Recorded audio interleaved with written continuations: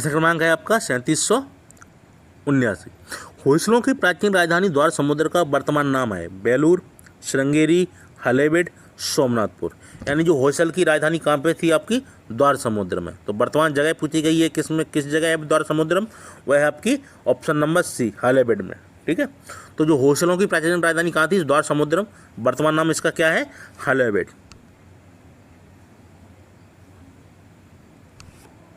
अगला प्रश्न, चित्तौड़ का कीर्ति स्तंभ किसने बनवाया था, राणा कुंभा ने, राणा सांगा ने, राणा प्रताप ने, राणा उदय सिंह ने। तो चित्तौड़ में जो कीर्ति स्तंभ है, जैसे कि आप कीर्ति स्तंभ को देख रहे हैं, ठीक है, इसकी कितनी ऊंचाई है, 122 फीट। इसका निर्माण किसने करवाया था, तो करवाया था राणा कुंभा ने। ठीक है, तो चित्तौड़ का कीर्ति स्तंभ किसने निर्माण करवाया था, राणा कुंभा ने।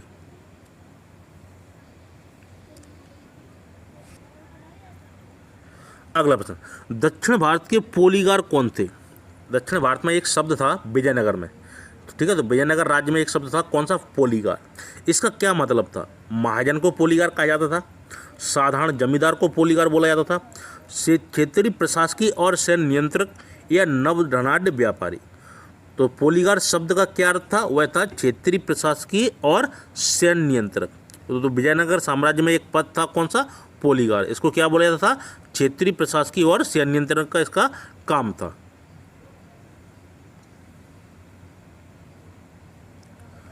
अगला प्रश्न, निम्नलिखित अवतरण पर ध्यान दीजिए। अपने लगभग 30 वर्ष के व्यापक यात्री जीवन में उसने पूर्वी गोलार्ध के विस्तृत भूभाग की यात्रा की, उस विशाल भूभाग को देखा जिसमें आज कोई 44 देश आते हैं, और कुल मिलाकर लगभग 73,000 मील की दूरी चलकर पार की। तो पूर्व आधुनिक काल का संसार का सबसे बड़ा वह यात्री कौन था जिसका वर्णन ऊपर के अवतरण में है। फायान है, मेगानेस्थिनी है, मार्को पोलो है, इब्न बतूता है। तो ये किस यात्री के बारे में कथन कहा गया है, कथन आप एक बार और ध्यान से पढ़ लीजिए। क्या कथन है आपका, कि अपने लगभग 30 वर्ष के व्यापक यात्री जीवन में उसने पूर्वी गोलार्ध के विस्तृत भूभाग की यात्रा की, उस विशाल भूभाग को देखा जिसमें आज कोई 44 देश आते हैं, यूरोपीय महाद्वीप की बात कर रहे हैं, और कुल मिलाकर लगभग 73,000 मील की दूरी चलकर पार की। तो पूर्व आधुनिक काल का संसार का सबसे बड़ा वह यात्री कौन था जिसका वर्णन ऊपर के अवतरण में है। Faxian, Megasthenes, Marco Polo, Ibn Battuta. तो ठीक है, इब्न बतूता के बारे में ये कहा गया है, इसने कितनी दूरी तय की थी, 73,000 मील। मार्को पोलो भी एक क्या था, यात्री था, लेकिन इससे बड़ा था इब्न बतूता। अगला प्रश्न आपका 3783, लोहगढ़ किले का निर्माण किसके द्वारा कराया गया, गुरु तेग बहादुर के द्वारा, गुरु हरगोबिंद, गुरु गोविंद सिंह, या बंदा बहादुर। तो जो लोहगढ़ का किला आप देख रहे हैं काफ़ी खूबसूरत बना है, काफ़ी मजबूत किला है। ठीक है, तो लोहगढ़ किले का निर्माण किसके द्वारा करवाया गया था, वह करवाया था बंदा बहादुर। ये किसके बाद आता है, तो ये गोविंद सिंह के बाद ये इनका नेतृत्व सौंपा जाता है किसको, बंदा बहादुर का। तो इनके माध्यम से युद्ध लड़े जाते हैं, फिर किसके बाद, गुरु गोविंद सिंह के बाद। तो ये बाद में प्रमुख रहा है किसका, सेना का। तो इन्हीं के अंतर्गत सैनिक बाद में सिख धर्म लड़ाई लड़ते हैं।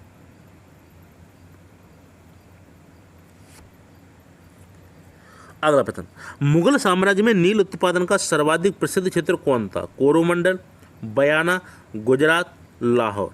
तो मुगल साम्राज्य में नील उत्पादन का सर्वाधिक प्रसिद्ध क्षेत्र कौन था, वह क्षेत्र था आपका बयाना, ऑप्शन नंबर बी। ठीक है, तो नील का जो कारखाना दिया गया है, जैसा कि आप इसमें देख रहे होंगे कि नील से जो नील निकाली जाती है, नील के पेड़ों से। ठीक है जी, तो मुगल साम्राज्य में नील उत्पादन का सर्वाधिक प्रसिद्ध क्षेत्र कहाँ रहा है, बयाना में।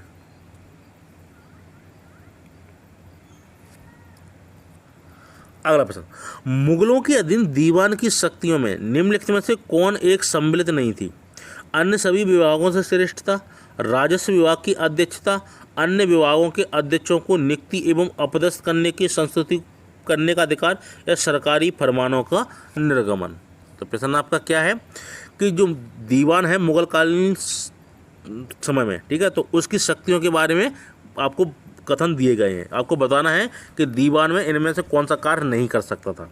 तो दीवान के क्या क्या कार्य थे वो आप देखिए। ये क्या है, अन्य सभी विभागों से श्रेष्ठ था, सही बात है। राजस्व विभाग की अध्यक्षता करता था दीवान।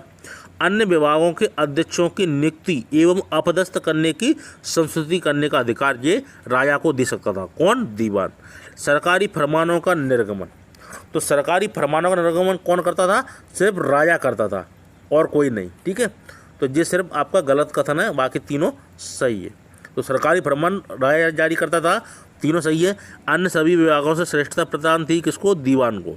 राजस्व विभाग की अध्यक्षता करता था। अन्य विभागों के अध्यक्षों को नियुक्ति एवं हटाने करने की संस्तुति करने का अधिकार था, यानी कि राजा को बोल सकता था जिसकी नियुक्ति करना है, किसको हटाना है। अगला प्रश्न, मुगल भारत में अंग्रेज व्यापार की सर्वाधिक महत्वपूर्ण वस्तु क्या थी? यानी कि मुगलकालीन भारत में अंग्रेजों को व्यापार में निर्यात एक वस्तु थी, वह सबसे ज़्यादा कौन सी वस्तु थी जो निर्यात की जाती थी? नील, सूती वस्त्र, अफीम, चाय। तो वह वस्तु थी आपकी सूती वस्त्र। तो सूती वस्त्र का ये कारखाना दिया गया है, इसमें आप देख रहे हैं कि कपड़ा तैयार किया जा रहा है। ठीक है, तो मुगलकालीन भारत में अंग्रेजों के व्यापार की सर्वाधिक महत्वपूर्ण वस्तु क्या थी? सूती वस्त्र।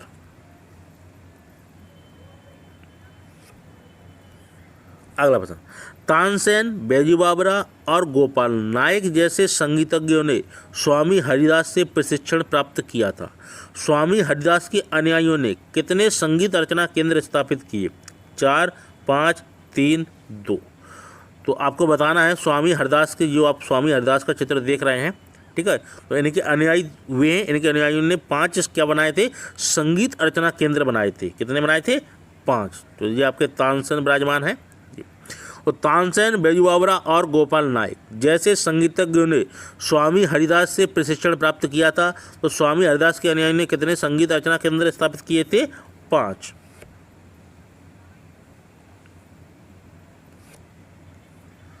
अगला प्रश्न, निम्नलिखित में से कौन सही सुमेलित है?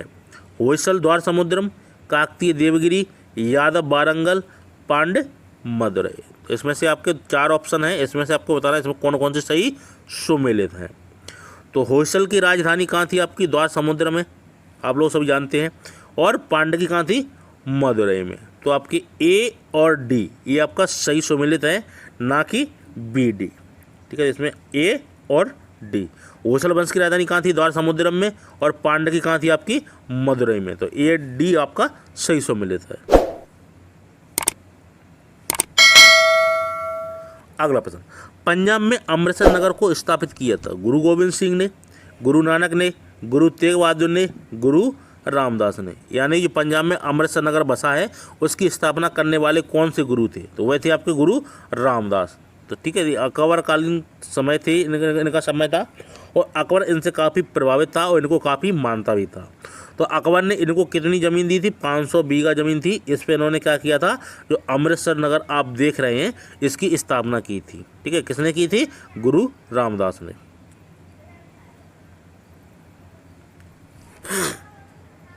अगला प्रश्न, मुगल काल में निम्नलिखित बंदरगाहों में से किसे काबुल या मक्का द्वार कहा जाता है? तो किसको बोला गया है? भरूच, कालीकट, कैबे, सूरत। प्रश्न क्या है? मुगल काल में निम्नलिखित बंदरगाहों में से किससे काबुल मक्का द्वार कहा गया है? और किसको कहा गया है? सूरत को। तो ये सूरत सिटी दी गई है। ठीक है, इससे आपको आसानी से याद रहे। तो मक्का द्वार किसको बोला गया है? सूरत के बंदरगाह को।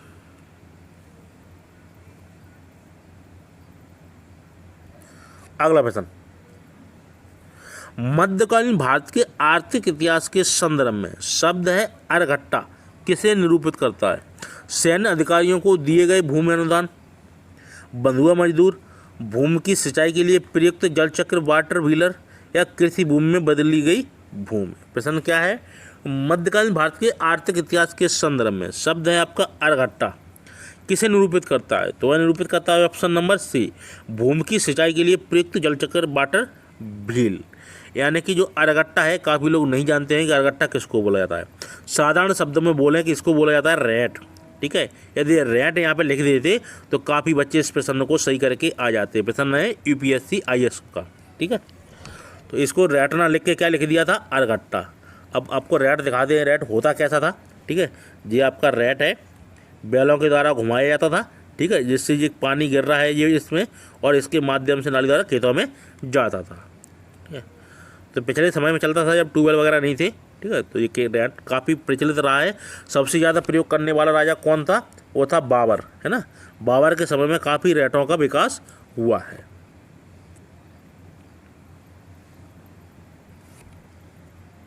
अगला प्रश्न, कोरोमंडल बंदरगाह से डचों द्वारा निर्यात की प्रमुख वस्तु क्या थी? नील, वस्त्र, मसाले, सोरा। तो कोरोमंडल बंदरगाह से डचों को जो निर्यात की गई वस्तु वह क्या थी? वह थी आपकी वस्त्र, ऑप्शन नंबर बी। तो जो कोरोमंडल का बंदरगाह है, ठीक है, इससे क्या निर्यात किया जाता था? डचों को वस्त्र निर्यात किए जाते थे।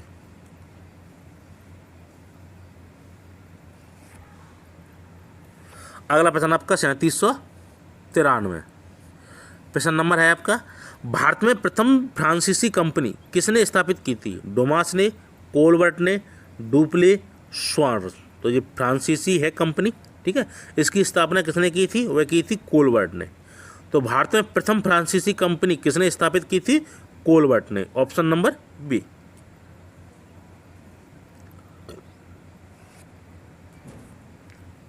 अगला प्रश्न है, मुगलों ने नवरोज त्योहार लिया यहूदियों से, पारसियों से, मंगोलों से, तुर्कों से।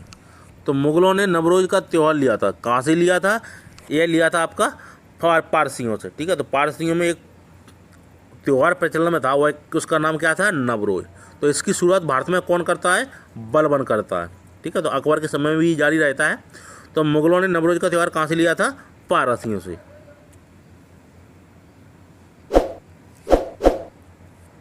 अगला प्रश्न, 21 जनवरी को जन्म दिवस मनाया जाता है सुभाष चंद्र बोस का, गुरु गोविंद सिंह का, देवेंद्रनाथ टैगोर का, चंद्रशेखर आज़ाद का। प्रश्न क्या है? 21 जनवरी को जन्म दिवस मनाया जाता है, वह किसका मनाया जाता है?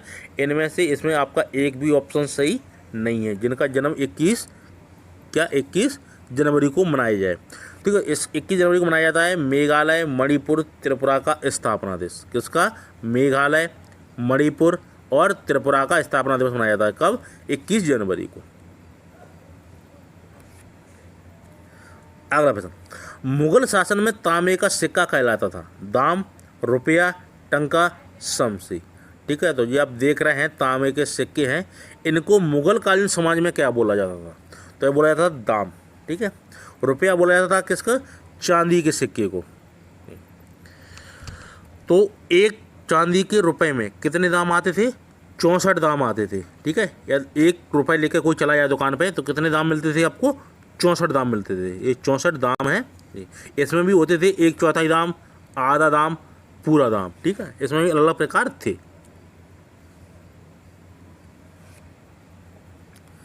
दस्तार बंदान कौन कहलाते थे? खान, सूफी संत, मलिक, उलेमा। प्रश्न क्या है?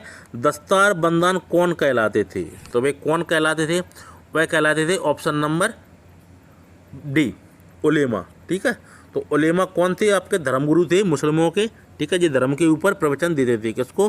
राजा वगैरह को सिखाते थे। इसलिए इनसे अलाउद्दीन खिलजी और मोहम्मद बिन तुगलक ने उलेमा को काफ़ी कम शक्ति प्रदान की थी, यानी कि इनका हस्तक्षेप राज दरबार में करना बंद करवा दिया था।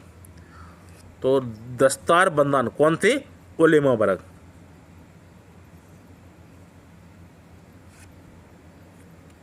अगला प्रश्न, निम्नलिखित में से किसने अमृतसर की नींव डाली? गुरु रामदास ने, गुरु अमरदास ने, गुरु अर्जुन देव ने, गुरु हरगोविंद ने। तो अमृतसर की नींव डाली, यानी कि अमृतसर नगर किसने शुरुआत में बसाया था? वह कौन थे आपके? गुरु रामदास। तो गुरु जी रामदास हैं, ठीक है।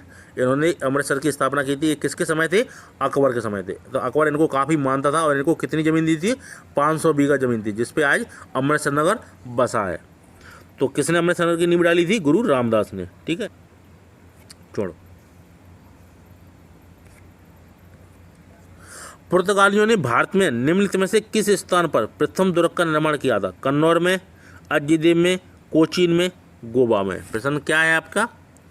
पुर्तगालियों ने भारत में निम्नलिखित में से किस स्थान पर प्रथम दुर्ग का निर्माण किया था? तो प्रथम दुर्ग का निर्माण कहाँ पे किया था? वह किया था कोचीन में, ठीक है। तो ये आप कोचीन का बंदरगाह देख रहे हैं, ये कोचीन का बंदरगाह है। यहाँ पे सबसे पहले क्या किया था? पुर्तगालियों ने फैक्ट्री का निर्माण किया था, यानी दुर्ग का निर्माण किया था। कहाँ पे? कोचीन में।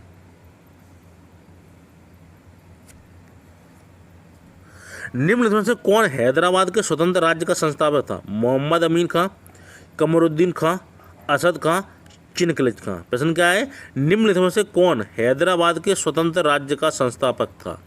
तो वह कौन था हैदराबाद का स्वतंत्र संस्थापक? वह था आपका चिनकलिज खां। इसने क्या किया था? हैदराबाद के राज्य स्वतंत्र राज्य की स्थापना की थी, यानी कि इसने सबसे पहला राजा था, ये वो स्वतंत्र राज्य का राजा था। कौन? चिनकलिज खां।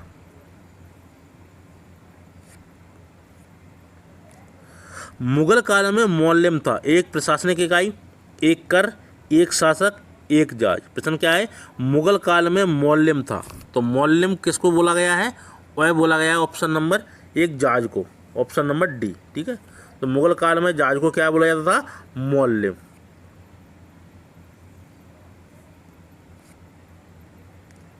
अगला प्रश्न, मुगल कालीन भारत में राज्य की आय का प्रमुख स्रोत क्या था? राजगत संपत्ति, लूट, भू राजस्व, कर। तो मुगल कालीन भारत में राज्य की आय का, यानी कि जो मुगल कालीन जो राज्य था, ठीक है, यानी कि जो दरबार था, उसकी आय प्रमुख रूप से थी, क्या थी? वह थी भू राजस्व। तो राजा की जो आय थी वो सबसे किससे होती थी? भू राजस्व, यानी कि कृषि से, कृषि के कर से। जवाबित थे राज्य कानून, कृषि संबंधित कानून, हिंदुओं से संबंधित मामले, उपरोक्त में कोई नहीं। प्रश्न क्या है? जवाबित थे। तो जवाबित किसको बोला गया है? वह बोला गया ऑप्शन नंबर ए, जो राज्य का कानून था उसको क्या बोला जाता था? जवाबित।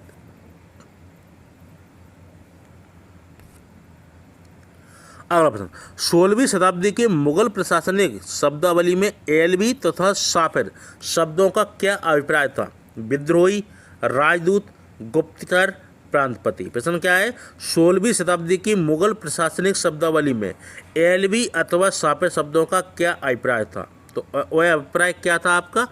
तो वह था आपका ऑप्शन नंबर बी, राजदूत।